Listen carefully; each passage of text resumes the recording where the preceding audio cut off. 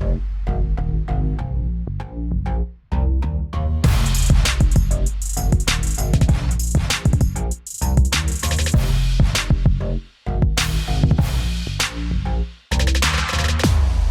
listening to Rural Concerns. What's that? Yes, it's a podcast. It's a podcast about the countryside made by top boys for top boys. And we're your hosts. My name's Sunil Patel, and that was Chris Cantrell, Cumbria's biggest drug dealer.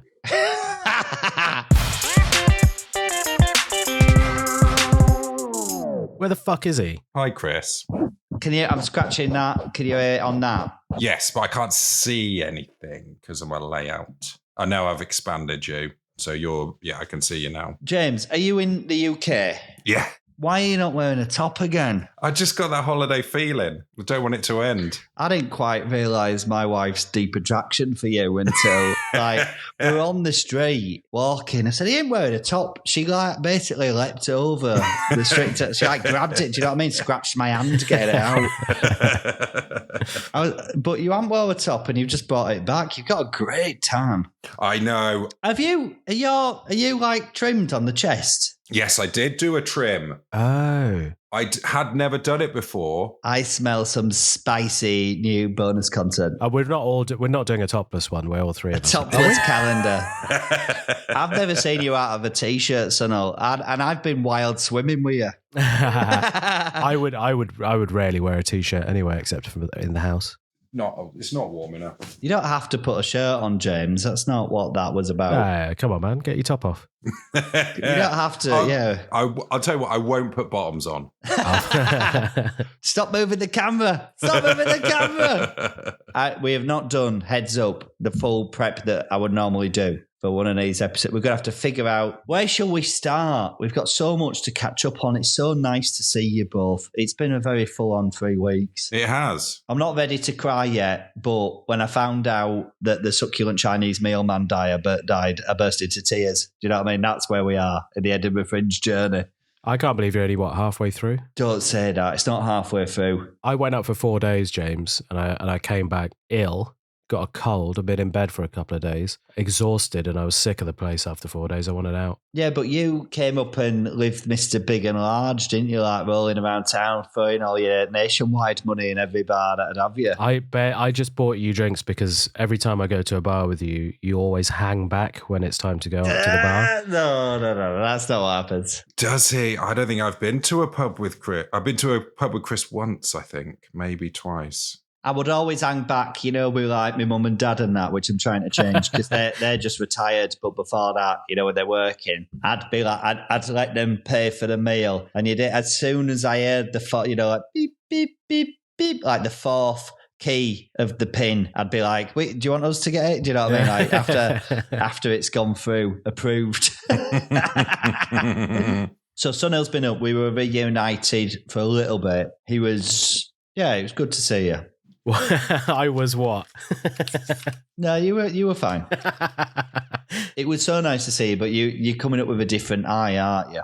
You are a performer, but you got no skin in the game, so you're having what would be closer to a nice time. It was close to a nice time, yeah. I did have a nice time, but I think you could only really have a nice time up there for a few days. There's no point going up there if you're not going to have a horrible time for a bit of it. I find it's very much like, it's so brilliant, and it's obviously cast such a shadow over your year. We've taken so much work to get here to doing it, that it's very, I think your adrenaline for the month, the first few days there's so many mad things going on. You are meeting everybody you've ever met again, which is very overwhelming now. I live sans people that I know. Do you know what I mean? So it's so overwhelming. And I think for the month, the adrenaline is through the roof. And there's ups and downs. And a lot of the ups are so up. Like I've done some of the best shows I've ever had in my life. And I've had such a brilliant time. But you are never more than honestly, 5 minutes away from a plunge into a deep despair. I often find, when you're with people, you're having a laugh. I've been talking to Phil Ellis a lot. He's the funniest man I've ever met in my life. I heard you cry with laughter. I've never heard you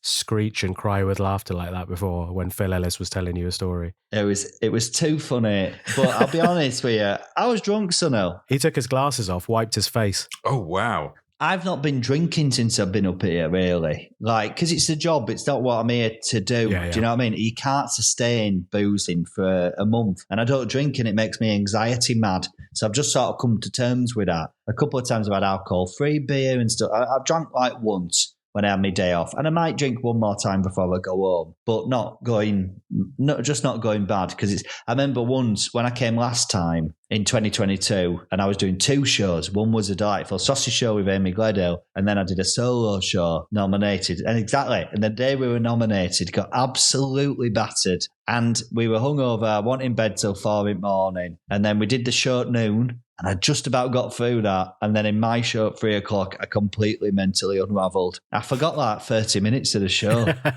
It was a disaster. And I claimed never again. Cut to Tuesday this week. It's not a good room to unravel in, the one you're doing your solo show in as well. It's basically an old office, isn't it? It was an office. Let's call it what it was. It was an office. Like an episode of Falling Down. Oh, an episode. It's like Falling Down, isn't it? Absolutely going. There's a lot of like, we were saying to my tech, she tech's like someone who, she runs the show for me. She does the lights, she does the music. Basically, I've worked with her before on the sausage stuff, but they are a very senior tech. And Delphi was basically saying to me that the Edinburgh Fringe is like, the corner's not a cut health and safety wise.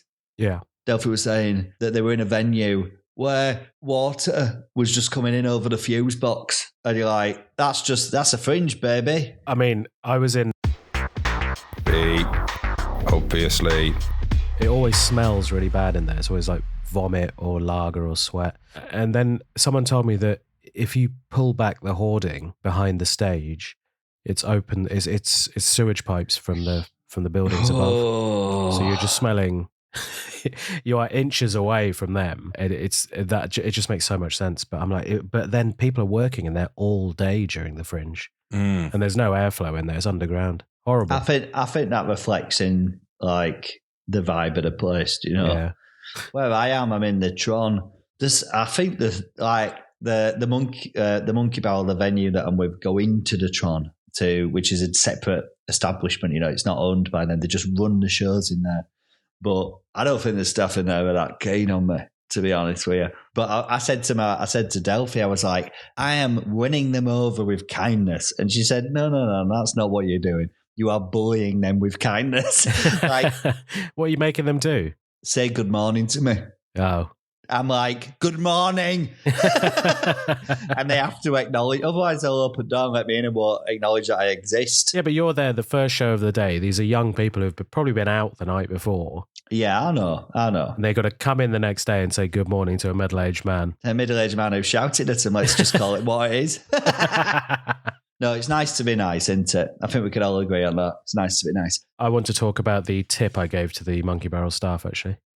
I heard about this. I would like to hear. You've heard about it, James. That's interesting. Yeah. Words got round. I gave a £5 tip to the staff at the Monkey Barrel bar, actually. And then I left town the next day. Didn't need payback for that. Didn't need them to realise it was me the day after. Just left. How many staff was it? I think that it was in the jar saying tips. So, shared £5 shared between 5 of them. That'll get them something. You didn't need payback. You didn't need a claim. But can I ask why you had a photo shoot taken of you putting it in? Also, yeah, the £5 I just found on the ground as well. So I got quite a lot of, I would have described it, paper money knocking around. Do you know what I mean? Bank account totally empty. There's a lot of cashless bars, but I'm amassing a little stack. What are you spending it on? All this cash? Nothing really. I need to run it through my self-assessment tax return, obviously. What do you think I'd be doing? Yeah. No, you're right. You're absolutely right. But really what I will be doing is logging it for the self-assessment tax return, which I always do, and then I will give it that full stack to Nicola at the end of the holiday and be like, please, can we get a carpet? A pension. Okay. Please put this in my pension or put it towards a carpet or maybe like a plug socket or something like that. I was hoping that you'd take all that cash and then when we were in the National Museum of Scotland, spend it all on Pokemon merchandise that they sell. There's a lot. We went in there, didn't we? There's a lot of There's a gaming exhibition where we went in. Is there? Yeah, but we couldn't get into it because it was sold out. But they have a shop and it's just full of Pokemon. Can I tell you one more thing of this? I don't want to talk about Edinburgh Festival all the time. It's very overwhelming. But all right, one more thing. I appreciate that it's, like the world's on fire around us, but we are doing art and it's hard. I've met several people who've listened to this podcast and it's been brilliant. I met Lucy last week. I've met a few. I met a guy called, I want to say Rob or Roy, but he was a very nice young man as well. Like a young man. Young men listen to this podcast. That's what I'm saying. Is that good or bad? Are they disaffected? They're like, I like this. Listless? I like this podcast. Okay. It's like off menu, doesn't necessarily come out all year round. Do you know what I mean? It's like, you guys don't seem to be dropping the ball, even when 2/3 of you are at least clearly on holiday. Right, one more thing though. Yesterday I met Mike. I think his name's Mike. I'm meeting so many people, and I know that's not a problem, but there's too many people that I met. But Mike, who has made, which has been sitting in my inbox and I hadn't had a chance to look at it properly, he's made a rural concerns computer game. Yes. Wow. I showed Sunil the video. A few episodes back, we did a countryside simulator that was a decide your own adventure quest. Is that close enough? Yeah. Your own decisions shape the narrative. You are choosing anyway. So we did one of those and it was called the Duke's Dinner. And it was this big sort of interactive game. And the important thing to remember is that as a game, it works perfectly. But we were like playing that and it was fun. And I put the PDF of everything that was written in the Patreon. And basically off the back of that, Mike has made a computer game. Initially, I just, in the Discord group, just saw a video. I thought he'd like taken a clip of the audio and like basically animated it. So it looked like it was So it looked like a point and click adventure game. But then, talking to him yesterday, and this is when he came and seen my show. So the room's emptying. So it's the room's emptying. I've got Steve Bergea, the next show, hot on my heels. Do you know what I mean? He's ready to get in. So I'm just talking to this guy. I'm like, is that?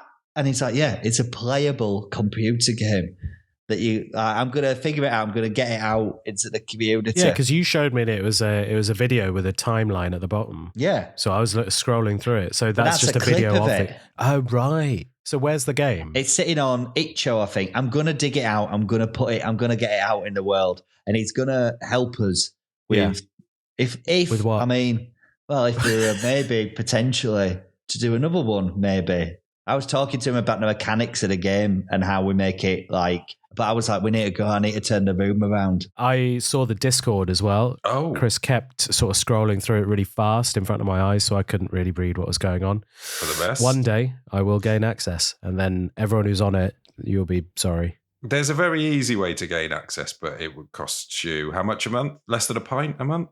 Yeah, I think so. No, if you want to pay to support this podcast, and this is with no disrespect, like the only thing that you do outside of these recordings to support it, that would be fine. No, I did a story the other day. Did you? We had a good time. We had two old friends having a nice pint in Edinburgh. It was lovely. Let's talk to producer James. Hello. Fill us in on this holiday, mate. It was very relaxed. It was in Mallorca, which is the near island to where you went on holiday, isn't it? Near Menorca, yeah. It's the bigger island where they're having protests against tourism. Yeah, in the town up the road, there was some graffiti that said "kill a tourist." Yeah. Didn't tell my family about that bit. In English? Oh, yeah. Oh, so they're thinking they translated it for the community. Yes. Oh, I like that.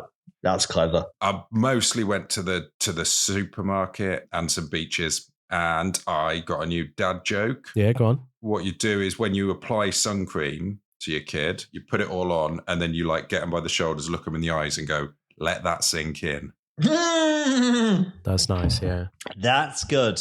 Were there any other dads there who heard that and carried on saying that? There were. No, I didn't see. No, we weren't really close enough. Yeah. At these points, there was a good amount of distancing on the beaches. That's the thing I did appreciate. Like when you set up your pitch, yeah, people weren't right next to you, kind of thing. There was a bit of dignity. How much nudity was on this foreign beach? A lot of topless. I'd say almost all the men and some of the women were topless. Yeah, no bottoms off. Yeah, now you've just awakened a horror memory there. There was a man who was wearing, it was kind of like some green string and a small pouch. Yeah, good. Like a green Satsuma skin. Yeah. For his gentles, all three of them. And what was it made of? Leather or something? It just looked like a sort of green plastic. Oh. And then I was I was at one point I was on a telephone call about something, and I was kind of nearish him on the beach. And I looked over, and he was turned away from me, and I sort of saw like a white line. And I was like, "Oh, is it like clear plastic at the back?" And then I saw him put the little thing on, so he was just completely Billy Bollocks at that point. And did you see? Sorry, James. Did you see his bollocks? No, he was turned away from me at the time. But when he's wearing his actual swim suit, I mean, suit's too much of a word for it. His small cup, and you're like, "Come on, boys, look at this. This is why we've come abroad for experiences, different cultures." I can only assume he had a Bluetooth headset on because he was just chatting away and he was on his own. And I really hope he had a Bluetooth. AirPods Pro, very small. You can't really see them. Well, I don't know where he put the phone. That sounds like the behaviour of, and I hope this doesn't sound a bit off, but an Italian man. In Spain. He had a big beard and a bald head. It's a Spanish man. I don't know. Oh, do you see me? It was a Spanish man. Lovely old Spanish man talking to himself not very much. Not wearing anything. I think that counts as nothing. Was he on his own? Yeah. Did he have a bag? He had like a little umbrella and a towel and stuff. Like it wasn't like he's done it before. He wasn't caught in a typhoon or something. This was a choice. Yeah. Question: did he give a shit? He was quite animated in his chat, so I think he gave a shit about something. Yeah, but not about his body, not about people perceiving him, and that is what needs to happen in the world. Yeah, finally. It's good for someone to say it. I think it's bad if people aren't naked. Yeah, I don't want to keep going down this road. What else did you do? Was it like an around the pool holiday? Was it activities or that sort of thing? A lot of pool stuff. There was, playing in the sea. There was some sort of wave machine-y type bits, which was a lot of fun. What was the shandy situation? Well, I got heavily into Radlers. Great. Your Radlers, the various different brands of Radler. Damn Lemon, yeah, I'd say is my least favourite one. And where's that from? Spain. Okay, yeah. There's the San Miguel Radler. Yes. Was pretty good. I think that was 2% or something. That was probably the top one. And there was a mid-range one, like an Amstel one, I think, that was 3.8. And none of these, we can't get any of these here. No, there's currently a Foster's one, I believe. Oh. Oh, but Chris, have you got late breaking Radler news? Yeah, right. So where I am in Edinburgh, I'm staying with my friend in Meadowbank, and there's a couple of fancy bottle shop beer places, and they actually have a little area dedicated to Radlers. Really? That's good to hear. Different Radlers. The Radler Zone. Yeah, so I've got a couple of next week going to my show. There's 2 Purple Strawberry and Carlos from the community, who Purple Strawberry makes like cross stitch, the crochet, and Carlos runs the No Context account. So I'm gonna get him a fancy Radler and give him a badge. That's all I can do. That's very nice. But I think we might need to move on to something there, Sunil. But just to briefly finish off the Radler chat, I mean, the main thing that you sold the Radlers on to me was that you could smash them from 2 p.m. and not have your mate. What was it? Yeah. Not have anyone up by the neck. Not have your mate up by the neck, yeah. Perfect on a family holiday. However, I did also invent the supercharged Radler, which was you have a Radler and then you have a shot of limoncello that kind of goes with it, sort of the lemonade-y shandy as vibe. a chaser or chucked in? Kind of sipped it along at the same time. I did try chucking it in, but that didn't work. It's good to experiment on holiday when you've got the time and the mental space, yeah. If you like the idea of the Radler, but that you don't like the idea of not having not having an aggressive amount of alcohol in your system, then slips of limoncellos around with it. Yeah, just have a spirit on the side. But this sounds like a good time. A lovely, gentle European Radler, a limoncello, grazie mille. Do you know what I mean? That's a good time. It's all right, isn't it? What's the latest you stayed up? 1:00. No, I think just chasing midnight. Yeah, fair enough. Watched a lot of the Olympics. But this is the thing with a family holiday. They've changed, haven't they? You're not out, like, you just don't work. Like, what do? You can't, if it's just the family unit. You're in your accommodation. Someone's in, the kids go to bed.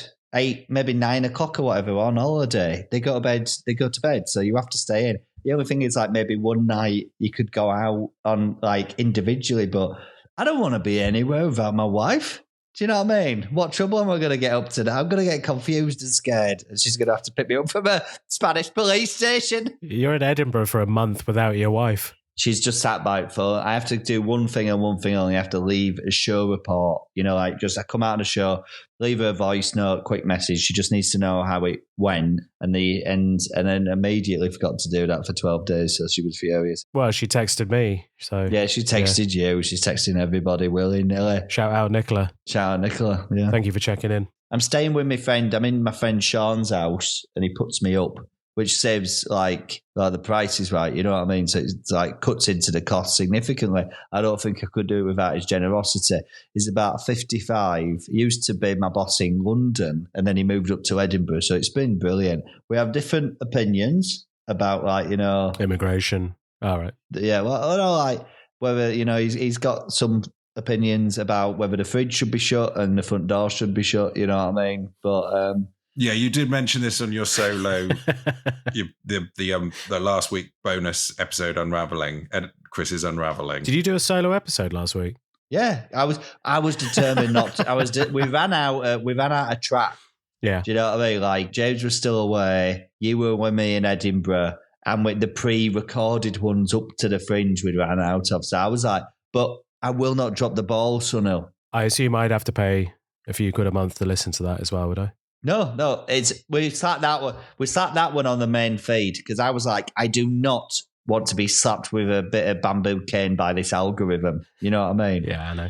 We've now talked too much about Edinburgh, haven't we? Sorry, I brought it back again. Oh, we came back to it. Yeah. What was the other? Because I mean, we've got no notes for this one, Chris. Not. I've written down a list of things I could talk about. Okay. Before we get into it, let's just bear in mind slander. Let's not slander anyone. Okay, yeah. If we talk about anything current on telly, what are you? Oh, let's not slander anyone. Oh, if we get into any of it, because let's just talk about there are allegations. If we get onto anything where there are allegations, are you going to bring it up, or are we going to bring it up? I got an email saying they've caught me wanking on webcam.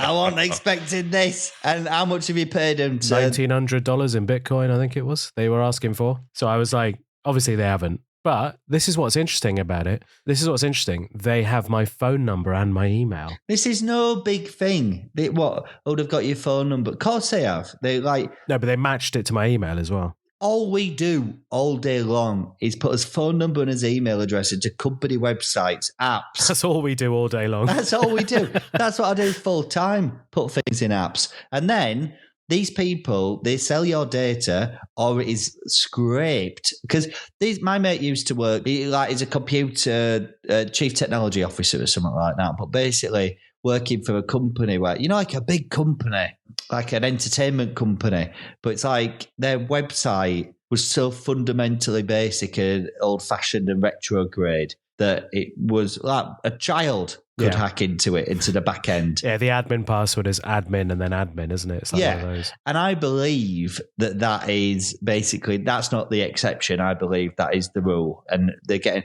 so I think, someone's gone into private databases of companies and just absolutely scraped them. And that just happened. That can happen. But they have probably also caught you wanking on. Do you know what I mean? It's I would never use my 16-inch MacBook Pro to watch pornography. No, you got it on the projector screen on your VR headset. Got it on a projector screen, VR headset, flashlight. Robot arm. Do you know what I mean? I don't know if we've done it on this episode. I watched Twisters. No. Yeah. That was actually all right. It was good fun. Was it? Yeah. I still haven't seen Twister, but Twisters was actually pretty good fun. What's his name? Glenn Powell. I don't know who Glenn Powell is. Something happens where my phone is just like suddenly out of nowhere. Glenn Powell is omnipresent. He's everywhere. He is hot at the moment. I thought he was in the last Top Gun 2. Yeah, but I sort of knew him as he's done a little bit part Yeah. and stuff, but all of a sudden it's like back out of the way. This kid is the new Tom Cruise. Do you know what I mean? He's done a lot of leads at the moment. He's leading a lot of films at the moment. So, He's also 35, so he's 5 years my junior. And I was like, he looks like a grown up man to me. Do you know what I mean? God, I thought he was in his mid-20s or something. No, but I thought we must be the same age. He'd look at me and he'd hold the door open for me and say, "There you go, sir." And you'd say, "Good morning." Yeah, I'd bully Glenn Powell with kindness. Well, that means you're supposed to hold the door for me. I want to hear more about Sunil's cultural highlights from the. Yeah, give us this list, lad. Get that list out. First one I've done that I'm a bit ill. Second one did another bit of filming. Oh, yeah, I guess we got to talk about my name being in the Metro as one of the Strictly contestants. That's what I was talking about earlier when I said, "Are you going to bring it up all show week?" Because we need to address this. I've been messaged almost constantly about this. So there's that, and then there's also I did a triple date in an escape room. This is a real decide your own excitement, isn't it? James, we need both. We need to address. Have we got time for both? That's all I'm saying. I'm not doing Strictly. I don't know why my name was on that list. I said, people have been asking me when I bumped into him and they're like, "Is he doing it?"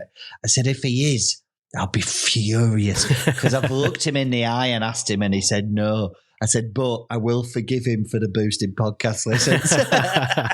Are you on the backup list? I don't know what it is. My agent doesn't know anything about it, but I don't know why I was on the list. And I assume at best my name may have been touted by someone in there, but that's it. I think when they're coming up with this, they're probably looking at people and they're getting a load of people on a wall and they're saying, "He'd be funny, wouldn't he? Look at him. I've never this guy moving around. Imagine him dancing. Him dancing. We'd be getting a good laugh out of that." It'll last a week. He'll be out quickly. He'll be all right. I actually do move quite smoothly. People don't realise. I probably have more fluid, graceful movements than either of you. Would you be one for following dance steps or just sort of free form? I'd fucking just go for it hard on my own. Yeah. I like that. I respect that. I wouldn't know how to dance. I mean, it sounds physically grueling. It sounds absolutely exhausting. And also the worst thing is that you are, as a human being now, rather than an actor or something, in front of the great British public, which is a fucking nightmare. Yeah, and they have to vote in and the terms and conditions apply to rank you. Yeah. And also I'll have to sleep with one of the dancers. The thing is, what I'd like about it as well is that they'd be stamping on your toes, wouldn't they? That'd be funny.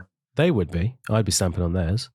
No. Apparently, one of the accusations is that when you were dancing, if you got the move wrong, one of them would stamp on your toes. I think looking at the list of people, because you know how they sort of release it bit by bit, and that it's a bit of every day they say, "Oh, and tomorrow we're going to be announcing it," and one of them is one of them is in adverts. Yeah, I think that might have been. It's Wyn Evans. It's the Go Compare guy.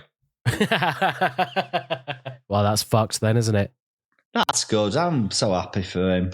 And he ain't gone mad like Howard from the Halifax ads. He went mental, didn't he? To be clear, though, if I was ever asked, I would say no. Bollocks. I would, absolutely, 100%. Fucking bollocks. 100%, I would say no. But it's a springboard. You can do what you want off back of it. No, you can't. You can't do what you want. You are injected, by doing that show, you are injected into the eyeballs and cultural consciousness of the entire UK. It's the biggest TV show in the country. I prefer working in the background like a puppet master. Yeah. So you do that, 6 weeks, get voted out because you can't do a tango, your footwork shite. Not even 6 weeks, if that. Yeah. Not even that. Your footwork shit. Then, then after that, you can do what you really want to do in life, which is have a little rattler in a cinema. Yeah, have a little rattler in a cinema. That's what you can do for end of your days. Yeah, no, it's definitely the wrong type of thing to do unless you're looking to become. It doesn't help your career if you're acting or doing comedy. It doesn't help with either of those. You're an idiot. What do you mean? It doesn't help your career being on the biggest TV show in the country. What do you mean? It's because it's that's not what you're there for. You're not there for the things you do. You're there for something entirely different. It's like watching these shows in Edinburgh of comedians doing random different things. Who cares? That is the nastiest thing you have ever said to me.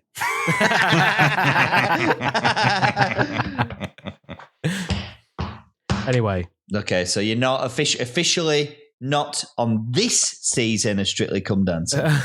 Yes, correct. He's just playing hardball. It's all just hardball to get his fee up. This is negotiation. He's getting that fee up. I'll do it on my way back down. yeah. All right. Next one, I did a triple date in an escape room, me and 3 women, and they were all better at escape room than me. I was just floundering around. What's a triple date? Because I would have thought a double date is you and a partner and another couple. Nah, this is me and 3 women. That's not, I don't think that's a triple date. Unless was it like sitcom style and they were in 3 different escape rooms and you had to get from one to the other? You were doing 3 dates all at once. No, it was me and then them 3 all together in one escape room, me assessing how they're doing. This is for the Radio 4 show I'm making about. Right, broadly. okay. I thought it was some London poly thing. Do you know what I mean? It could be, couldn't it? It would be normal. You're talking to, it'd be fine, but you would have to take a couple of steps back because you're talking to 2 trad regional men with the traditional one-wife setup. But I talk to you to keep in touch with the rest of the country's vibes. Never used a dating app. I've never used a dating app. I say that me and Nicola were the last couple legally allowed to meet offline. Do you know what I mean? I don't want to get in. I would hate to have to. I would hate to be internet dating. I think. You don't have to. You're all right. You don't have to. No, these are all assessed by the production company for their. What do you mean assessed? Well, they emailed to say, yeah, they'd be happy to go on a date with me. And they had to check that it was all right. They were safe enough to be locked in a room. They were safe. They weren't armed, and they came with good vibes. It was really good fun. Shout out to all 3 of them. Did they have a criminal record check? No, couldn't afford that. I think it's 30 quid a head, isn't it? Did they have a CBD? Is that CBD? Right. What's that? That's the CBD is what you're smoking on. It's what's in your spliffs, James. What's in your spliffs, James, you dirty boy. CBD, DBS. Right. Disclosure and Barring Service, I think that means. But if they were really good at escaping from a date with you. Yeah, no, they were great. I couldn't believe how long the escape room on it was. I would never do that as a leisure pastime. Is it an hour? 40 minutes? Yeah, it can be up to an hour. And then if you're lost or scared or you don't know the answer, you got a little radio and you just go, give us another clue, would you? And then someone in a back office goes, and then reads out the answer. What was the theme of the room? 007, obviously for copyright reasons, can't call it 007 or James Bond, but it's called like Top Spy. English Spy Man. And they had actors playing the spies on like little screens. I really wanted to play Psychopath's Room because I was like intrigued to see like a horror one, but this was very lightweight. But yeah, big operation. I would have thought it's something that Chris would be behind. I've never done an escape room. But you could design them. I've now bought a Choose Your Own Adventure book and I've read, we made one, we haven't made one. I just read an official Choose Your Own Adventure book. Sorry, can I just ask, how can you copyright a form of storytelling? Go fuck yourselves. I don't think they've copyrighted the format storytelling, but the name. I found my batch. I've got like 5 left over from being a kid that I just found in a cupboard. What are they worth now then? 50p. I've got another one waiting for me at home, a Choose Your Own Adventure UFO story. So I'm just going to say... Is it UFO Go Home? It's UFO 54, I think it's called, or something like that, like Studio 54. I reckon there's going to be a stash of there's secondhand bookshops where it's just tottering down with loads of old books. There's got to be a shop somewhere where they've got an entire fucking wall of Choose Your Own Adventure books, copyright. I think it's one of these things. Do you know, like mid-century Urkel? Oh, it's a registered trademark. Osborne, I think. Okay. Oh no, Bantam Books. Those are big dogs, and we're not going up against them. Yeah, I got Mountain Survival, Escape, The Deadly Shadow, which looks like a Jimmy Bond. Looks like a Jimmy Bond one. Right. This is the thing that it annoys me about them as a concept. They're like not parodies of things, but you can see that they don't look original. They look like, oh, we're going to make an alien one. Oh, we're going to make a spy one. They feel very broad and probably not like original. Like they're made to suit a market rather than made to tell an original story. Do you know what I mean? They haven't got the Countess Chanel Furtado in any of them. No. They're so dark, though. This one, right? It goes, this is from Alien Go Home. I'd like to be cloned and go to Termania with you say to Glebe. What do you want me to do? Sit on deck and look into my perceivers, Glebe tells you. You do as Glebe says. Blah, blah, blah. When you come to, you find yourself in a vast metallic dome. Blah, blah, blah. You feel strange. You want to rub your eyes to make sure you aren't dreaming, but that isn't possible. You realise that your arms are only probes, and the rest of you is a metallic sphere, only slightly larger than a soccer ball. The end. That's wicked. That's the end of that. That's one of the ends. You get turned into a metal soccer ball. That is wicked. By Glebe. That's for children. Yeah, it was genuinely terrifying, some of the endings. There's this one, Mountain Survival. It's like you know, all you've got is a little bit of hope as the snow comes in, the end. I love this. I don't know what it is about these, but there's something about the mechanics of them that's like really making my brain excited. The corner of your eye, you see Gino bringing the butt of the gun down on your skull. The last thing you'll ever see, the end. Yes! Now replace Gino with Farmer Buggerton and we've got a sequel. 2 new titles every other month. I don't know whether that's... you shouldn't boast about that turnaround as a publisher, I don't think. I don't think that's the same now. I'm on their website now. No, it's like in decline, but they keep a close eye on the IP.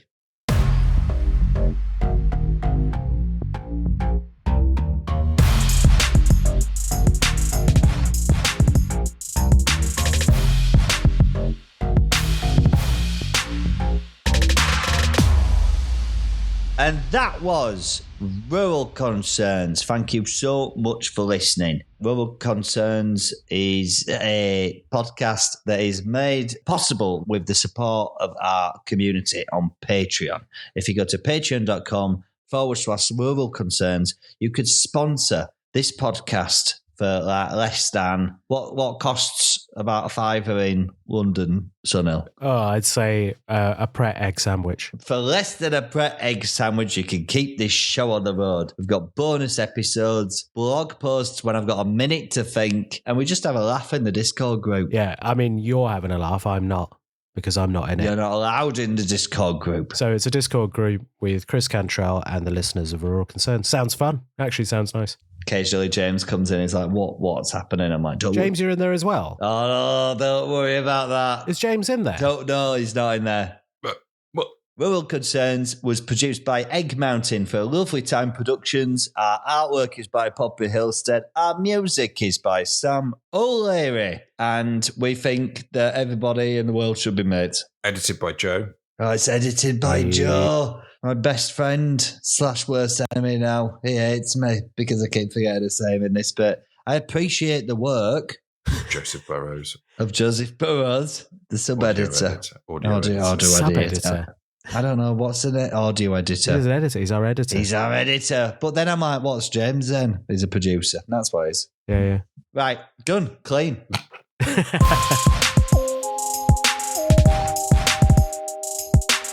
Oh, come on. Come on now. What? You got your top off. Are you in Portugal? No, I was in Spain. Right. I'm back in Oxfordshire now. I'm terribly ill. Oh no, what happened? Got fucking blottoed in Edinburgh, didn't I? Had a number of shandies. Oh no. They don't do shandy the same way we do. Scottish shandy, very different. She's quite tough to get hold of, but we'll save it for the podcast. Oh, yeah. I've got my own shandy journey. New segment. I smell a new segment. I'm going to ask Chris if he's behind the No Context Rural Concerns. Do you think he is? No, but it would make sense if he was, from the tone of it. Oh, because it's always things he said. And then saying I'm an advert man. I assume that was him. Where did he say that? Not in a bad way. I'm just saying that was, yeah. Huh. And I just put it together in my head. I was like, maybe. The call's coming from inside. This is like the Aryan Brotherhood versus the Crips in prison. He's the Aryan Brotherhood.